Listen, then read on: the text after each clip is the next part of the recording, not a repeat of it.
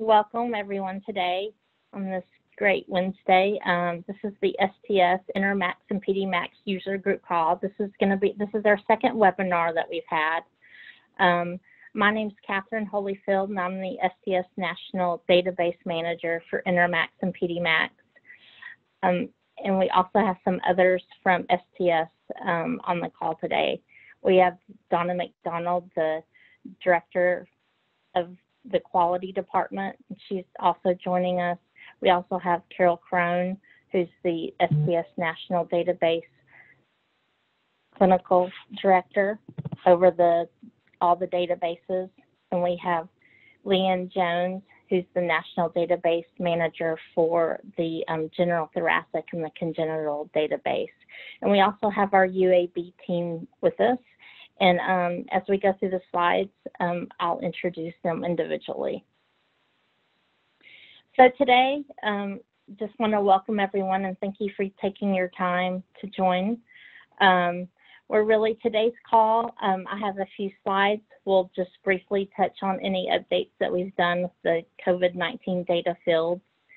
And we really just you're going to be able to, you can ask any questions that you would like in the Q&A box, and then we will answer those. And we appreciate your feedback. And thank you again for taking the time to join the call today. Again, I've introduced myself, but I wanted to introduce the team from UAB. We have Janella Miller on the phone, who's the Intermax Data Warehouse, the Quality Manager. We have Ryan Cantor, who's one of our PhD statisticians that works on the research projects. We have Maceo Cleget, our clinical data analyst, who works on the reports, and John Pennington, who's the Intermax Data Warehouse, the senior data manager, and he works with all those SAS data sets and also works with any of the data, works closely with the programmers with the data fields. We also, I think we should be expecting Jeannie Ann Love, who handles our transfer patients, and Nick Timkovich, who's our senior database administrator. And again, earlier I'd already introduced, we have Carol Crone, the senior clinical manager for the STS National Databases, and Leanne Jones, who's the STS National Database Manager for General Thoracic and the Congenital Heart Database. I just wanted to give a quick status update. As you may know, the COVID-19 data fields were put in production last week, and you will find those on the pre-implant form, the follow-up form. We added a question on the death form. And also, we added some data fields on the major infection form, along with the implant discharge form. Just to recap what we've been trying to communicate to all the sites for COVID-19, we are encouraging televisits and quality of life surveys. They may be done over the phone, or you can put them in the mail if you would like. And just to let you know, especially during this time, if follow-up visits are done outside of the visit window, so if it's going to be, it's late, if the due date was April 1st, if that's the last expected date for a follow-up visit, but you're not able to do this televisit until April 6th, then please just put April 1st, the last expected due date, on that follow-up form. And if you have any questions about that, we have updates on the website, and you can also contact myself. And we have, as I mentioned earlier, we have added the COVID-19 data fields. We do have some resources that I wanted to go over, and I will, this slide, if anyone would like it. As everyone knows, most everyone, my email address is kholyfield@sts.org, And you can email me, and I'm more than happy to send you the slide, because we have our resource page on the Intermacs and Pedimacs website. We have all our contact information. It has webinar information, everything you need from the user's guide, and all the data collection forms. And also our participant contact form, which you'll fill out anytime that your site needs to update any new staff to be able to enter data for Intermacs or Pedimacs.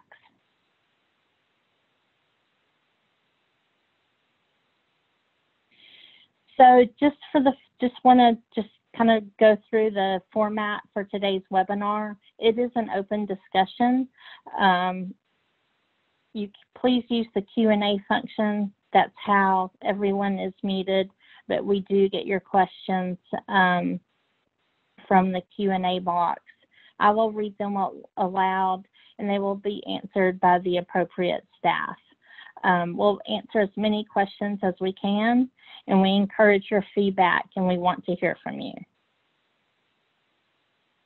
And again, thank you so much for joining. And our next webinar will be May 27th at 1 p.m.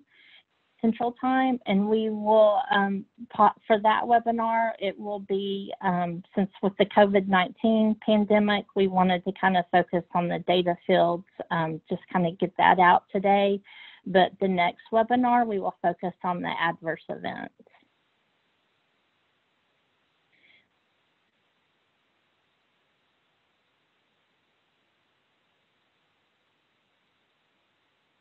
So for the first question I have is for the COVID-19 fields. There are two questions. First, asked, did the patient test positive for COVID-19 prior to admission? Do we default to no if we are not sure, or should this be unknown? If you don't know if you don't know if the patient tested positive prior to admission, for sure, then you need to answer no. If it's unknown, if you are for sure that they did not test positive, then that needs to be no. If it's unknown, if you don't have any idea, then yes, you should default that to unknown.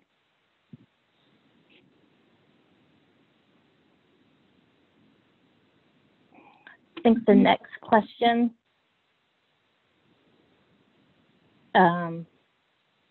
Two questions have been submitted via the website. However, I've not received answers. Yes, I am working on those, and you should, I am wrapping those up, so you should hear back soon. Hey, Catherine, this is Carol. Yeah. Yeah. You may want to just back up your slides a little bit so it's maybe to the dates or something they can see. Thank you. Sorry. Yep, sorry about that. No.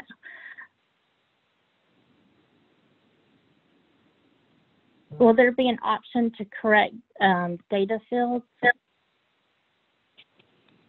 To correct data fields entered once the case form events is marked completed? Yes, you can correct any data fields on any of the forms. You just make sure when you go back into the form that you edit and you enter the correct data, but you have to save it at the bottom of the form or it will not save. And then you would submit the follow-up form or the form that you're working on again.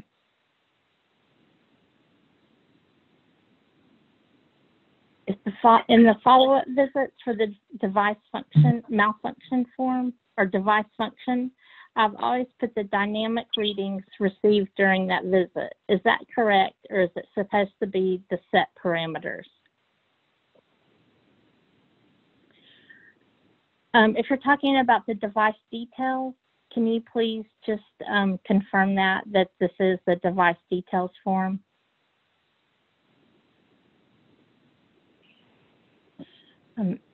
If the questions submitted are applicable universally, is there a forum to share those questions and answers? Yes. If you are specifically referring to this webinar, yes, we do post that. And Carol, usually when are they posted? Oh, sorry, Catherine. We don't usually post the questions and answers to the webinars for the user group calls. Okay. If there's something that needs to be updated in the training manual, that's usually where that would be posted in the training manual if it came from the webinar. Okay, thanks. Mm-hmm. So I'd misspoken. These aren't going to be posted, but anything that will that does apply, as I'd mentioned in last month's webinar, I'm working on updating the Intermacs and Pedimacs users guides to make them in line with how the SDS, the ACSD, does their training manual. So if any questions that reflect to, or questions and answers that reflect a specific variable or data field, they'll updating those and they will be posted in the user's guide, and that should be available pretty soon.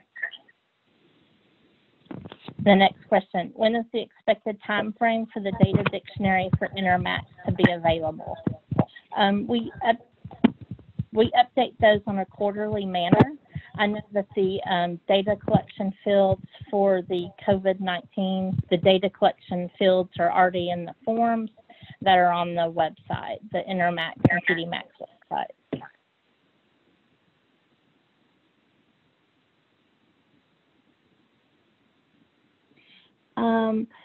When our IRB ended, we had 2 patients that had withdrawn consent for participating in Intermacs. I was told that these patients could not be re-ins. Jeannie Ann, can you, I believe you're on the webinar now. Can you speak to that?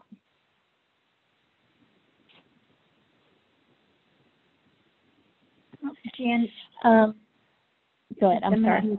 That's all right, she may not be listening, Jan. If Jeannie Ann, I unmuted you if you're able to help with this. Yeah, answer. Can you hear me? Can you hear me? Yes. Yes. Okay. Yeah, so that is correct that you would not. I'm sorry. Yeah, that is correct. I believe that is correct. If they had that is correct. Unless the patient receives a new device, then you could enter them.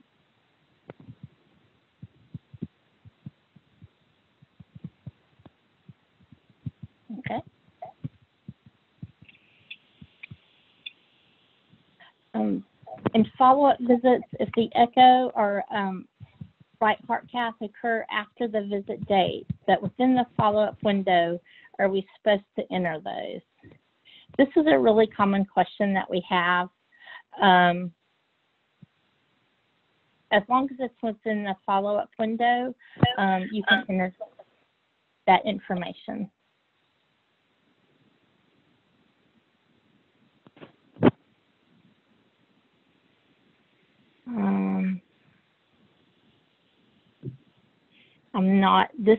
The question is reinstated until device exchange. Our VAD program director wants me to ask if these 2 patients consent for data collection in Intermacs, can they be reinstated into Intermacs? What I can say to that is SDS, since the transition is not, SDS does not require informed consent. So that's really going to be up to your site, how your site-specific IRB handles those. But as far as SDS or Intermax is concerned, they could be entered. And if anyone can follow up on that, that's great. Catherine, are you asking for somebody else on the call to follow up on that? If anyone else can add, if anyone else can add any more information, I believe that, Intermax has transitioned to a quality registry. We actually transitioned in June 2014, where we didn't require informed consent anymore. So. Hey, this is John. So if this question is saying that these patients have already been entered. This is all done, the consent withdrawal stuff's done dynamically based on the dates that are provided in the admin system. So there's nothing programmatically that would keep these people from being followed again if that was okay, like you said, at the site's IRB. Right. Programmatically, yeah, I know the system will handle it. So I think, Kelly, when they get an exchange, those patients may go into Intermax. Catherine, can we revisit the question about the right heart cath and the echo? This is Janella, that are done after the visit date. I just want to make sure we're clear on that. So when you fill out the follow-up form, anything that is done from the visit date back until the last time the patient was seen is what should be entered on that follow-up visit. The echo and right heart cath that are done after the follow-up visit will be captured on the next time you fill out the follow-up form, is the way that I have been handling that. Is that how you see it as well, Catherine?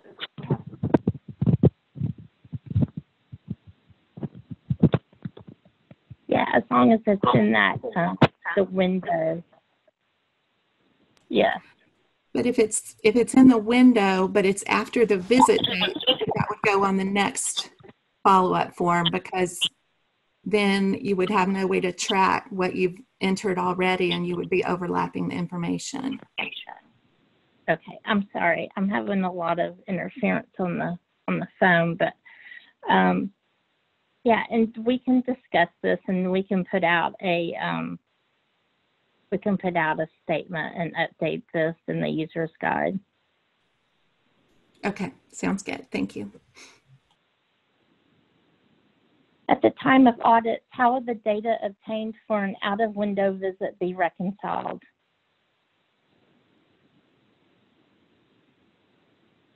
For the auditors, they will be, we will obviously handle this on a, we know that during this time period, if sites are going to be audited, we will discuss this in detail with who's going to do the audits, and this will be handled appropriately. As far your site's not going to be like dinged or have any negative, it's not going to reflect negatively on your site. Right. This is Carol. So this is Carol from STS. So what we will do for the audits is just make sure that it's in the user guide to include the dates where this was allowed. It probably won't be allowed, it'll probably be a certain time frame that we allow out of window visits to be included during this time now. So we'll just have to clarify in the training manual when we started allowing it, and then what the end date is when we get there. We don't have an end date now. We don't know how long this is going to go on for, but it'll be in the training and the user guide, and that's what the audit company will use to audit those fields. Thanks, Carol. Yep. Thank you. I think it'll be important to, at some point, summarize those dates too, just when we're using the data down. This is Ryan, by the way. When we're using the data downstream, to know that, those allowances have been made. Oh, absolutely. Yep. We all have to work together to make sure that when you're doing the analytics, that you're looking at that it's appropriate, that what you're doing is matching what we allowed, and so we're all on the same page. We definitely have to communicate with each other on that.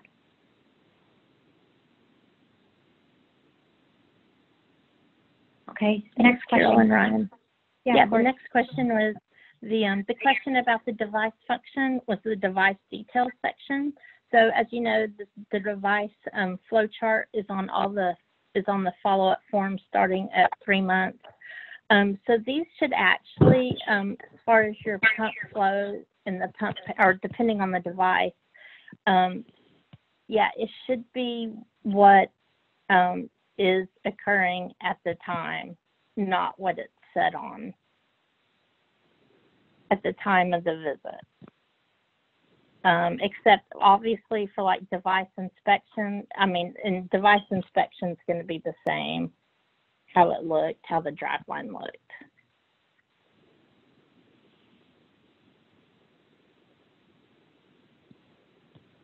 Okay, I think the next question is, MRS in the NIH stroke scale comes up with every visit and AE form entry once a stroke has occurred.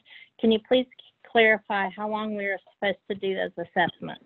The whole duration that the Lvad is implanted, ? And in research studies, we do the assessments at time of event, 12 weeks and 24 weeks post-event. For Intermax, yes, you'll need to do the MRS or the NIH stroke scale up until the patient's time in Intermax is completed. So until they've reached an endpoint.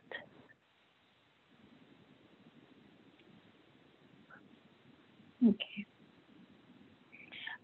What is the process for transferring patients in Intermax? I know there's a form to complete in the system, but what else do you do to ensure the transfer happens to the appropriate site? And I think Jeannie Ann, can you speak on that? Sure. So if you are transferring a patient out from your site to another site, once you've completed the transfer form, that is all that you need to do on your end for that patient to be transferred. And then if you know the site where they are going to, you can let me know that. Or it's, ideally the site that's receiving this patient will contact me, but one way or the other, one of the sites, if I know where they're going to, I can finalize the transfer in Intermac.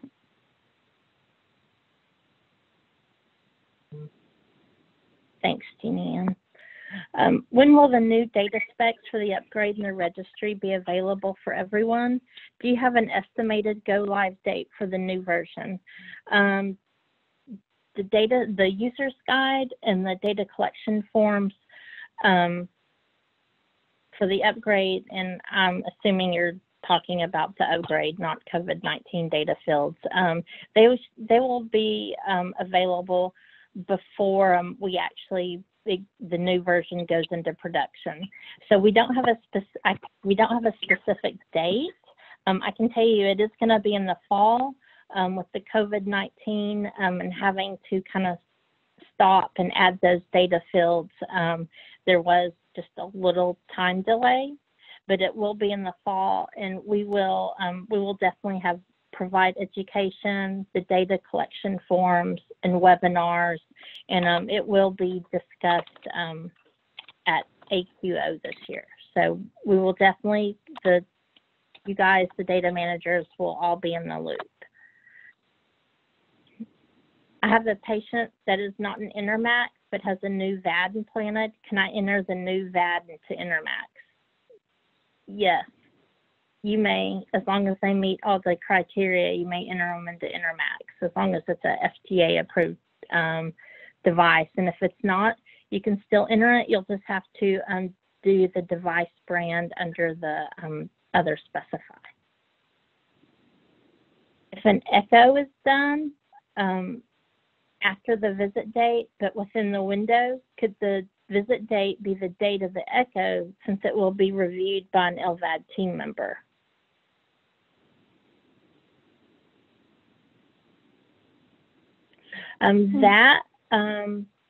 If you can email me, I will have to follow up with you on that.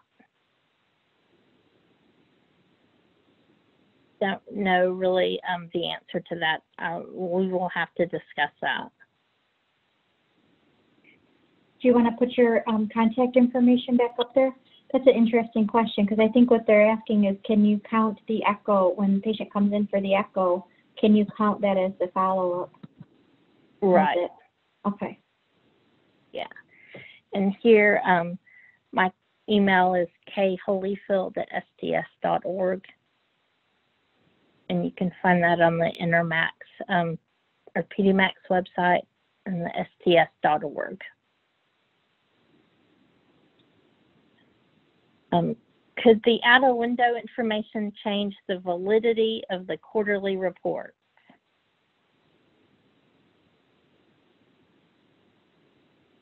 I think that's something we're all thinking about. Ryan, would you like to reply to that?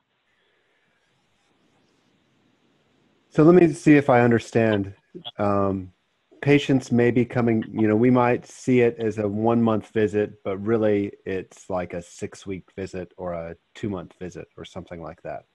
So, I mean, there's a certain amount of uncertainty and variation in each of those measures as it is. When I do a plot of the,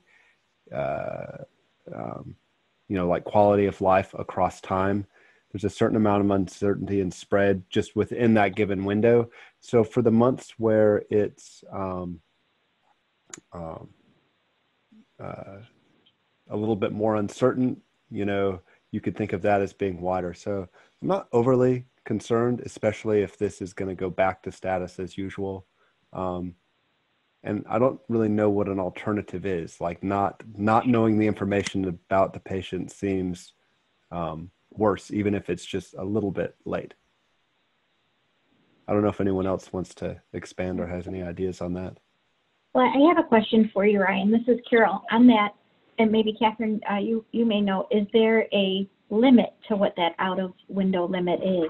So when you're looking at 30-day follow-up, are you looking for somebody, it might be a minimal out-of-window where it's up to, 4 to 6 weeks post that window time frame. But what if somebody is now 4 months or 5 months outside of that window time frame? Have we provided a cutoff, or is that something we need to talk about? When would it be a concern? I think there should definitely be a guideline. I really am just finding out about this today. So, okay. So again, I'm not overly concerned. Where the confusion might lie is if it is encroaching on the next follow-up visit. So I think, if it meets a threshold to be considered the next follow-up visit, we might just want to consider it the next follow-up visit. Now, I don't know how that plays out in, form completion rates and whatnot, but. Yeah, so maybe probably the best thing to do is maybe we need to take this back to the Intermax task force and see what they recommend to provide that window, because we don't want something that, and I'm not sure exactly what the follow-up updates are, but I'm going to say probably 6 months might be a follow-up time frame. You don't want to have your 1 month follow-up getting close to that 6 month follow-up, because that's not really helpful in assessing how the patient's doing. So we'll probably need to bring it back to the task force to make sure we get some clarity on that, and then update on the next webinar and in the user guide. So this is John, and correct me if I'm wrong, Janella, since you helped me test this, but I think in the update that we just pushed that has the COVID releases, we also try to add some helpful text there on the patient overview that shows the expected windows for each follow-up visit. So that should also hopefully help to avoid putting these in too late and like Ryan said, stepping on the upcoming follow-up windows. Yeah. Is the window on an annual follow-up is like plus or minus 2 months? Is that correct, or am I? Yeah. So in the user's guide on page 5, the acceptable time windows for clinic visits is listed, and 6, 12, 18, 24, etc. is plus or minus 2 months. Yeah. So I mean, if it's more than 6 months, it'll be hitting the next window and should probably just be entered in as the next form, and that one. The original one said as, patient non-seen, if that's reflective of the truth. But I think, again, the task force should make those decisions and a statement should be made. Right, and definitely this is actually one of the topics for our next task force meeting in next month. So we'll definitely be providing you some guidelines, and Ryan, definitely. Yeah, that's great. The next question is it a possibility to have something added to a document, a telemedicine visit? So that's actually a really good idea, I guess. It's probably something that's pretty simple. You could add that for the follow-up form to let us know if it was a telemedicine visit. So we'll definitely look into that. Thank you. Oh yes, more of a statement. STS has a FAQ guide to help with some of the definitions. Is there any thought to do the same for Intermax? The Intermax guide is rather vague. Yes, as you know, we've really worked, I know Janella, John, and I, and others have really worked on the user's guide to make it not as vague, not as gray. I know with the version upgrade, it's going to help a lot of the sections, but the answer to your question is yes. That's what I think I've mentioned previously, that I'm working on updating the Intermacs and Pedimacs user's guide to mimic the ACSD guide. So when questions are asked for a data field, then it will be in the user's guide under that data field. Yeah, and one of the other, this is Carol again, one of the other things we started doing within the last, I don't know if it's been a year or 9 months, is when we update our training manual for the adult cardiac side, we provide a separate document with the FAQs that were with what was added into the training guide. And we provide that in PDF, so it's easy to identify where the changes or where the updates or clarifications were provided instead of having to go through the whole document. So we can work on that together, Catherine, if it's something you think would be helpful. Yeah, that'd be great. Thanks, Carol. Okay. Yeah, of course. Next question. The follow-up form asks about device alarms. Are we supposed to capture every VAD alarm patients have, or only those with alarms that lead to some type of intervention? And if whoever asked that, if they could be specific, are you referring to, like, the hemolysis set of questions, the hemolysis zones, or what specifically? That would be helpful. Catherine, this may seem, the alarms are accompanied by physical signs. They have physical symptoms, or they have abnormal lab tests, and they should answer yes there.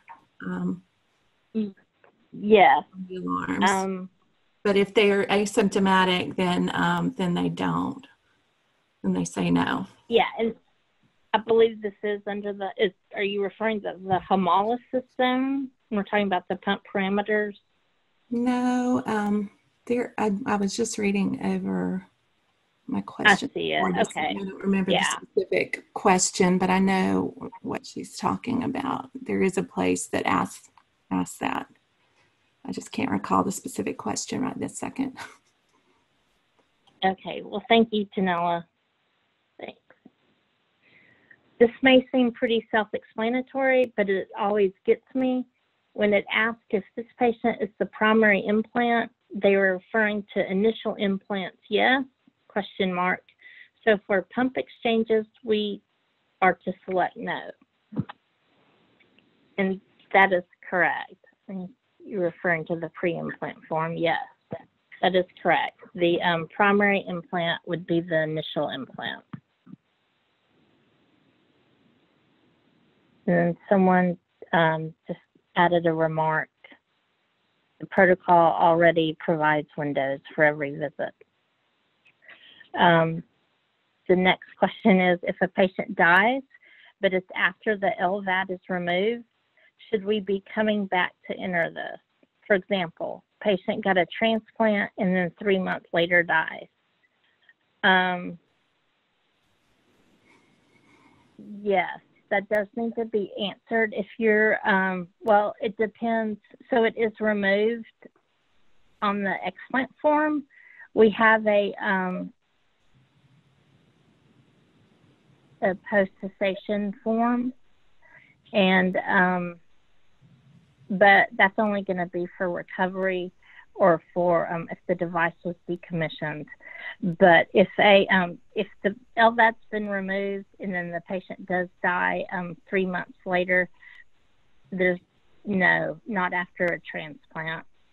You would enter that into your UNOS data. But I think you would enter that transplant, right? If there was a cessation of support and then some period of time. Right, but I don't see if whoever asked the question, if they can confirm. That's why I was saying I don't believe there wasn't any reference to the device being decommissioned. So Ryan, I can answer that. If the patient is explanted for transplant, then they are endpointed, and that 1 year post MCS cessation form does not populate. That only would apply if they were explanted for other reasons. Then they would have that form that would show up on the patient summary, and they would say if they died or if they were transplanted within 1 year after the explant for other reasons, not transplant and not exchange. Right. Got it. So basically, if it's an explant for transplant, then that's kind of the end of their time. That would be the end point.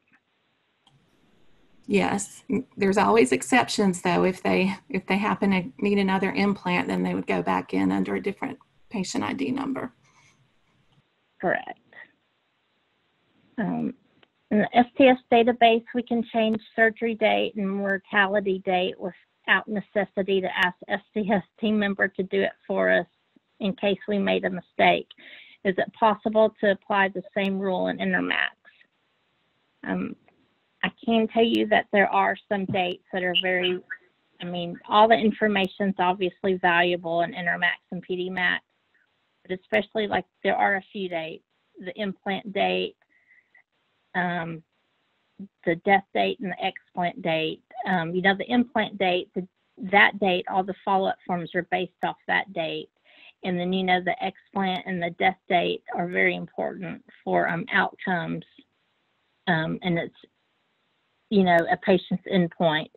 So if anyone from UAB has anything to add to that, I don't see where it would be possible, but if anyone from the UAB team can add to that, that's great. John, do you have anything to add, or?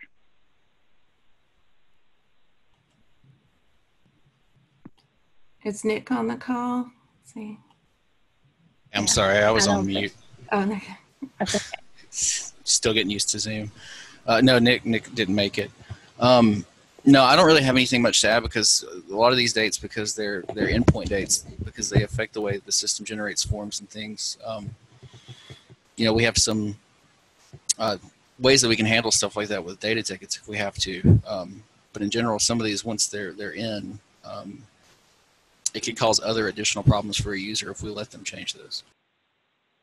Right, and I know that the programmers have done a really great job in allowing some, for instance, like Janella, to be a global user, and so she does have some keys to the kingdom that she can change some of these dates and make it a little easier, but there just are some Intermax, I think we've applied some of these rules a little earlier just to see how it would work out before we applied them to Pedimacs.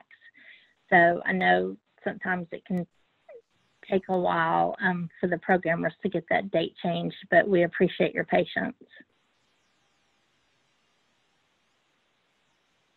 In the follow-up form, there's a question: if a patient has been re-intubated, how do you capture trach patients who may be on vent or vent dependent?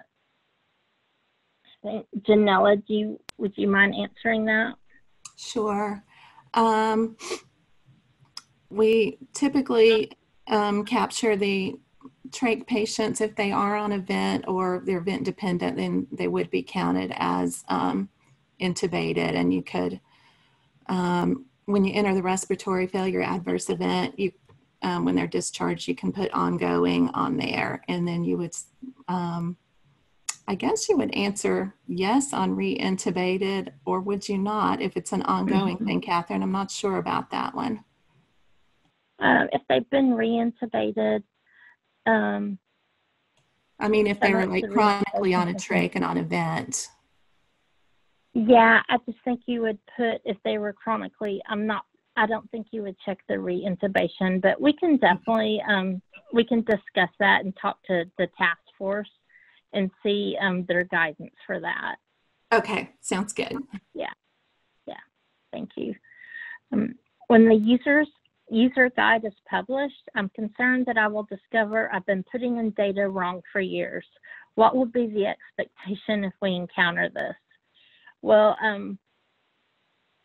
we've had Intermacs and Pedimacs have always provided a user's guide.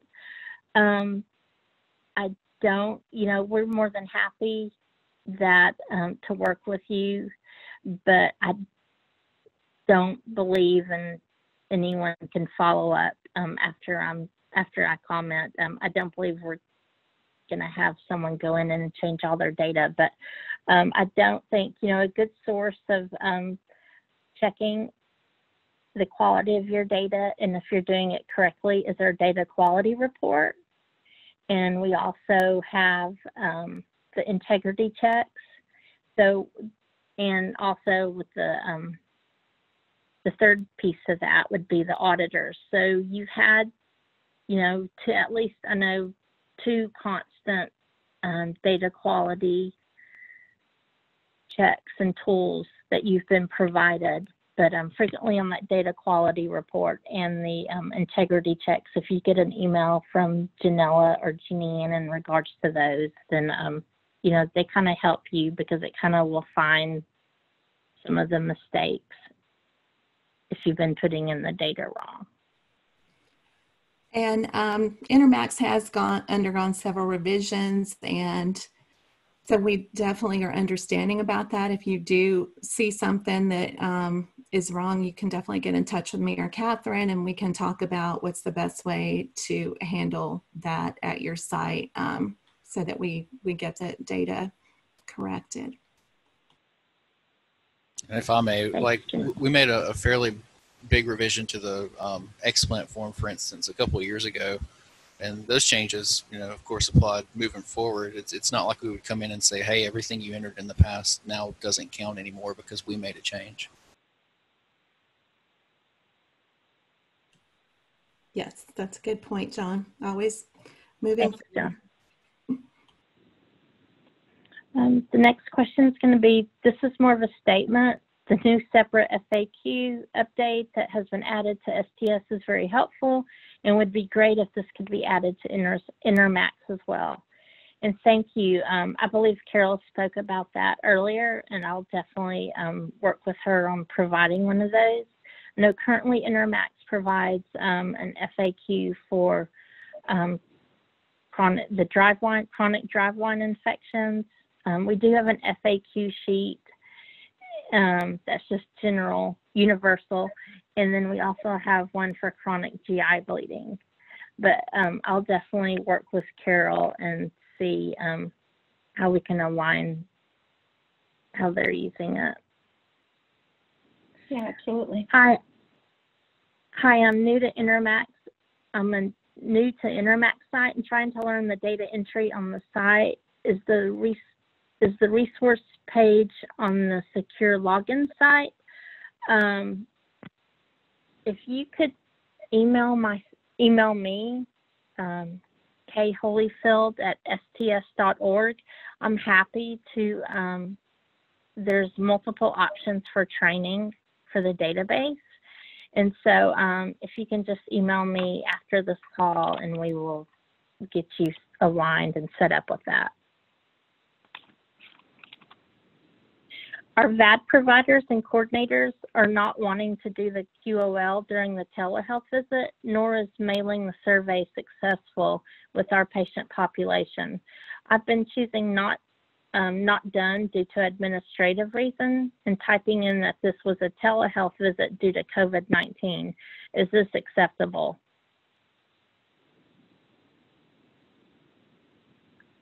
I know that I know that it is.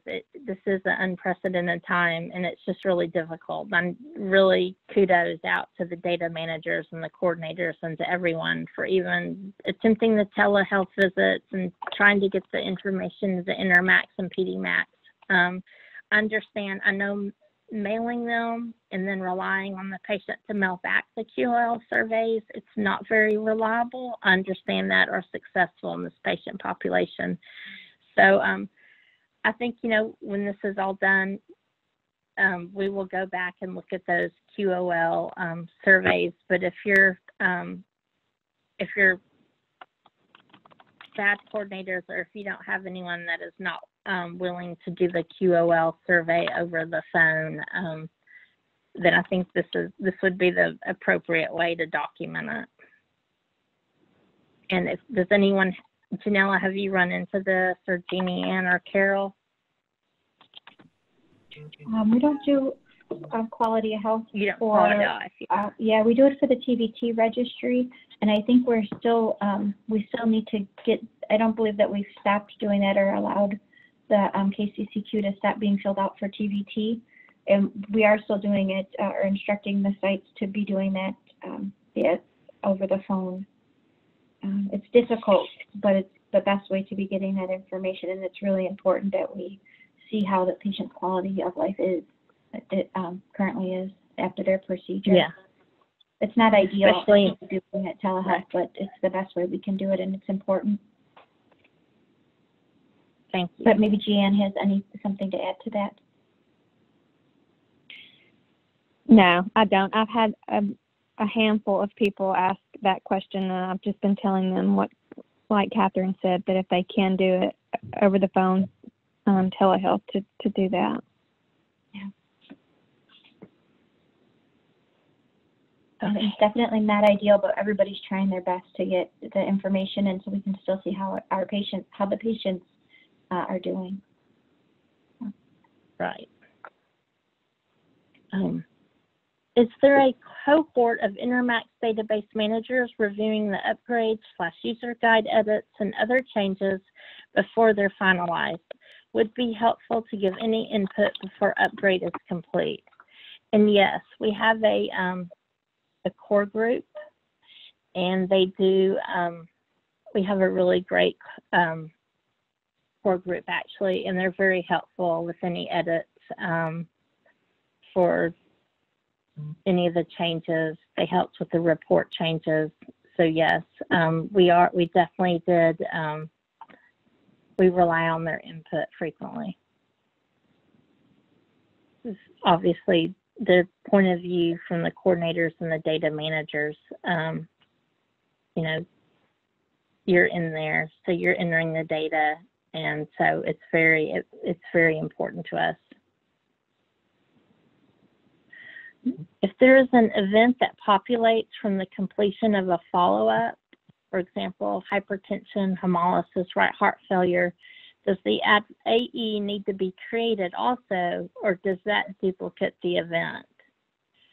So I'm pretty sure you're talking, the hypertension, hemolysis, and right heart failure are what we call triggered events. So as you know, the hemolysis zone and the right heart failure zone, and then when you enter, if it meets the hypertension definition, it will automatically populate on your patient summary. So you do not have to create a separate adverse event for that.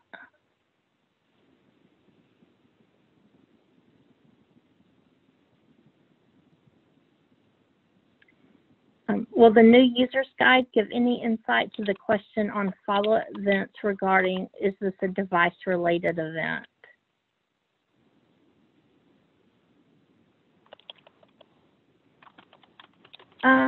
We have actually some text, I believe, in the user's guide and in the web-based data entry platform regarding that.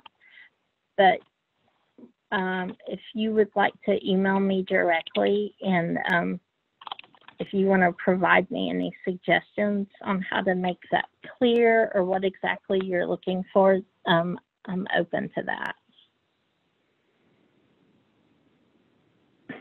I didn't know there were any integrity reports. Can you show us how to find that? When I was, it was actually integrity checks and data quality reports. Integrity checks are something that the Intermacs and Pedimacs data warehouse do on a monthly basis. And it's basically just there's some data fields that are important. Of course, they're all important, but if there's some data, if anything looks a little off, for example, if you check, you're doing an implant form for your initial device, and you check off in concomitant procedures, explant, RVAD explanted. I know that's one of them that an integrity check would be generated, because obviously if you explanted an RVAD, but it hadn't been entered on the pre-implant form or on the screening log, then that's missing data. So the integrity checks are actually something that are generated, and it's not, it's usually the data warehouse will send you an email stating to look at these events or these scenarios and what you can do to correct them, or just verify if the data you've entered is correct.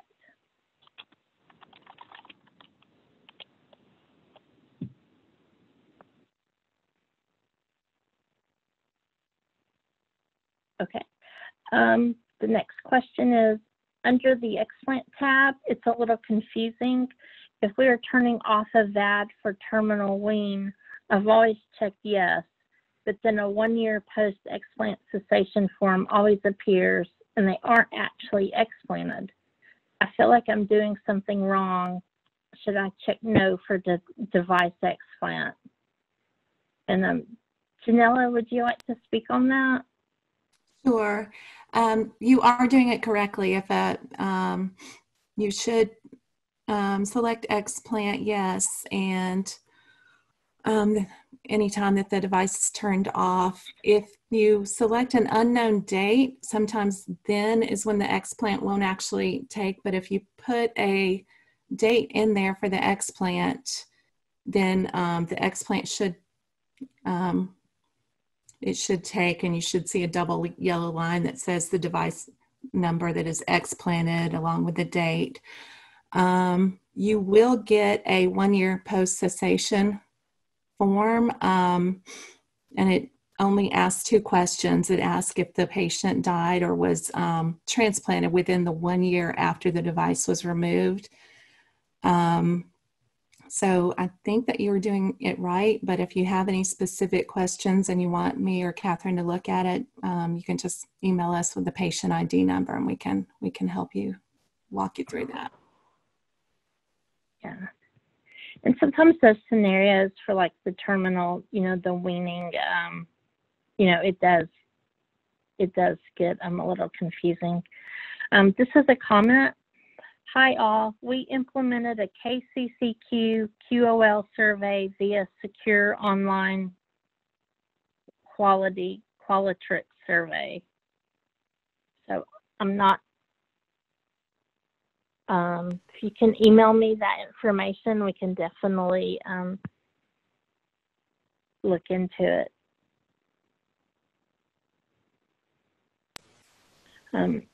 Is there any plan for public reporting with Intermax? Is Donna still on the line?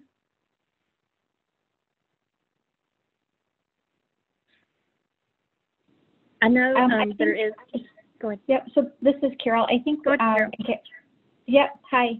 This is Carol. I think what we would need for public reporting with Intermax first is to have some risk adjustment performed. Mm-hmm. So we don't usually report anything without risk adjustment unless it's raw numbers, like raw, counts and things like that.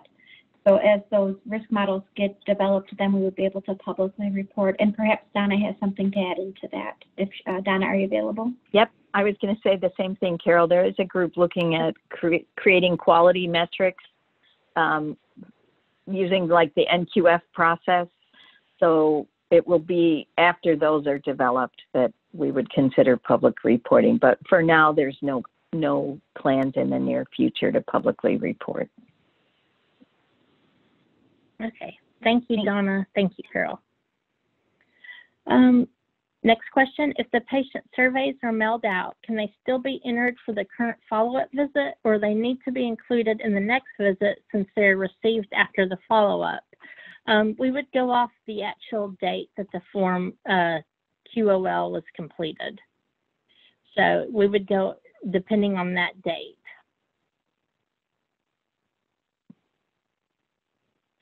When entering an implant, certain problems flag under the implant based on the data entered on the 1-month form, such as right heart failure. Does a separate AE form need to be entered for these events as well? No, and I think that's what I spoke to earlier about the triggered events, and right heart failure is one of them. So you would not enter that as a separate AE.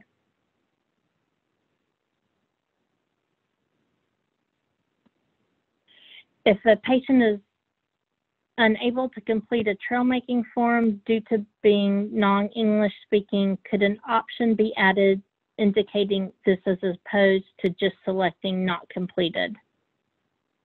That is actually one of the, something that we had looked to include for the upgrade.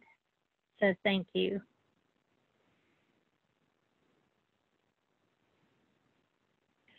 What is the appropriate avenue to get questions answered on a regular basis? Email processes seems to be quite lengthy in turnaround time. You can email myself. You can also email, there's the Intermax FAQ at sts.org. And we answer those as quickly as we're able to. You can also I want to call. mention. Go ahead. On the DCC side, we're taking some we're implementing some software to help us track some of these things as well. So we're trying to actively monitor how long it takes us to get back to folks and improve that. Thanks, Ryan. On the initial implant visit, the patient has multiple inpatient post-op complications over a month's time. Are we supposed to do an adverse event for each event, or can we consolidate in one adverse event? I mean, you're going to enter each event depending on as they occur. And if you could really clarify, because I think you're talking about when you enter the initially on the adverse event, when it asks you, when you kind of give the sequelae of the adverse event. So if you have like let's say you have like an infection or renal dysfunction, you may enter all that information at once, as long as you enter the data correctly and you choose the appropriate adverse event that it goes under. Yes, and you can enter different dates for the different events that occurred during hospitalization as well, and the details. Yeah. Hey, Catherine, this is Carol. It looks like we're at time, but there's 2 more questions. So if you wanted to take those, if everybody's okay with just staying on for a few more minutes to finish up the questions, I think that would be a good thing if we can. There's okay, great. Okay, thanks everybody. Thank you. How long should we wait before resending a question that has not had a response from the email address posted here? I would resend it. You know, we're answering the emails as soon as we can, and it's fine to resend it. I still have an issue with the forms after the most recent update, hemodynamics, weight field, and all the lab fields under laboratory. When will this be corrected? And I know that there was an issue after we loaded the program for the COVID-19 updates, but I believe a fix went out for that last week. But John Do you have any updates on that? Yeah, so the only issues that Rama found with the programming, it sounded like, was with Internet Explorer. So I'd have to ask Tiandra if she's using Internet Explorer and go from there, because my understanding was that update pushed out last week. Well, this is Jenny Ann, and Rama, our programmer. He gave me a list of steps to do I've had a handful of people that have had this same issue, and it's worked every time, and I sent that to Tiandra, so hopefully that will fix her problem as well. To refresh the cache? Yeah. Yeah. Thank you, Jeannie Ann. Appreciate it. Well, I believe that is that's all the questions. I appreciate everyone staying over a few minutes for the questions. Our next webinar is going to be May 27th at 1 p.m. And so, again, you can email myself or the Intermax FAQs at sds.org email, and we're doing our best to get all of those emails answered in a timely manner. And thank you. Thanks, everyone. Appreciate it. Thank you.